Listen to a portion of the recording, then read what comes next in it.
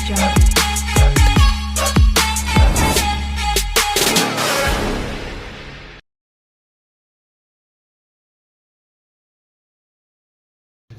तो hello friends, कैसे हैं आप लोग। आई होप कि आप सब अच्छे होंगे। मैं हूं आपका दोस्त सैफ और आप सबका स्वागत है मेरे यूट्यूब के एक और नए वीडियो पे। एक्चुअली आज से हम एक नई सीरीज स्टार्ट करने जा रहे हैं सेम एज ट्रेडिंग के रिगार्डिंग। मुझे बहुत सारे डीएम आ रहे थे मेरे स्टूडेंट्स के या मेरे इंस्टाग्राम पे मुझे डीएम आ रहे थे कि सर आप यूट्यूब पे एक ऐसी अच्छी सीरीज स्टार्ट करिए सेम एज रिगार्डिंग ट्रेडिंग के कि हमें बेसिक से सिखाइए कि एज पर बिगनर्स के लिए कौन कौन सी चीज़ें रेडी होनी चाहिए और एज पर बिगनर्स के लिए कौन कौन सी चीज़ों की नीड होती है। तो वही आज का हमारा पहला टॉपिक होने वाला है 3 कंपोनेंट्स ऑफ ट्रेडिंग्स। कि अगर ट्रेडिंग पूरी ट्रेडिंग को कंप्लीट करने के लिए आपके पास 3 कंपोनेंट्स होते हैं, उन 3 कंपोनेंट्स की कितना वो तीनों कंपोनेंट्स कितना रोल ओवर अपना रोल प्ले करते हैं। तो उस हिसाब से जो हमारा पहला कंपोनेंट्स है उसका नाम है ट्रेडिंग स्ट्रेटजी। स्ट्रेटजी आपकी सिर्फ और सिर्फ 10% रोल प्ले करती है आपके ट्रेडिंग सेटअप में।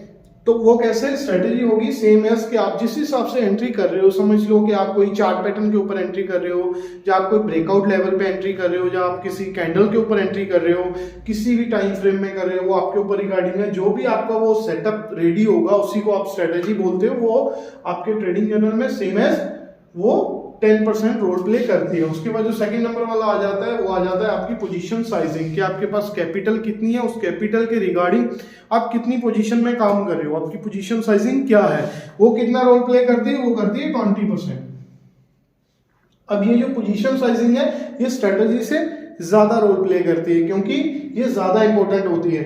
स्ट्रेटजी 10% होगी, पोजीशन साइजिंग 20% होगी। पोजीशन साइजिंग में आपने कितनी कैपिटल है उस कैपिटल के हिसाब से, अगर आपको नहीं पता कि आपके पास कितनी कैपिटल, उस कैपिटल के हिसाब से आपको कितनी क्वांटिटी में काम करना है, तो please let me do in comment box कि मुझे बताइए, मैं आपके लिए वो भी वीडियो लेके आऊंगा। उसके बाद जो हमारा थर्ड नंबर का है वो है हमारी trading psychology. Trading psychology means कि आपका माइंडसेट कैसे काम कर रहा है ट्रेडिंग के लिए, आप रेडी हो या नहीं हो, क्योंकि आपका इमोशन आपके ऊपर कैसे काम कर रहा है, मीन्स के इमोशन को आप कंट्रोल करना जा रहे हैं या नहीं कर पा रहे हैं। तो उस हिसाब से आपका माइंडसेट और आपका सही टाइम पे साइकोलॉजी मेंटेन होनी चाहिए। आपका माइंडसेट कैसे काम कर रहा है, इसीलिए जो आपका पेशेंस है, पेशेंस रख पा रहे हो या नहीं रख पा रहे हो, वो सारा आता है आपकी ट्रेडिंग साइकोलॉजी में। इसीलिए मैं इसको 70% का देता हूं कि जो 70% अपना रोल प्ले करता है।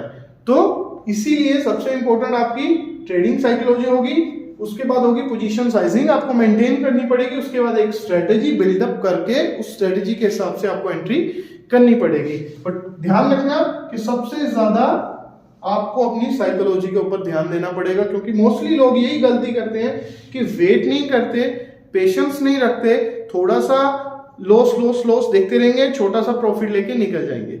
ठीक है, तो आई होप कि ये मेरी वीडियो आपको अच्छी लगी है, तो मेरी वीडियो को लाइक और शेयर करना। Thank you so much.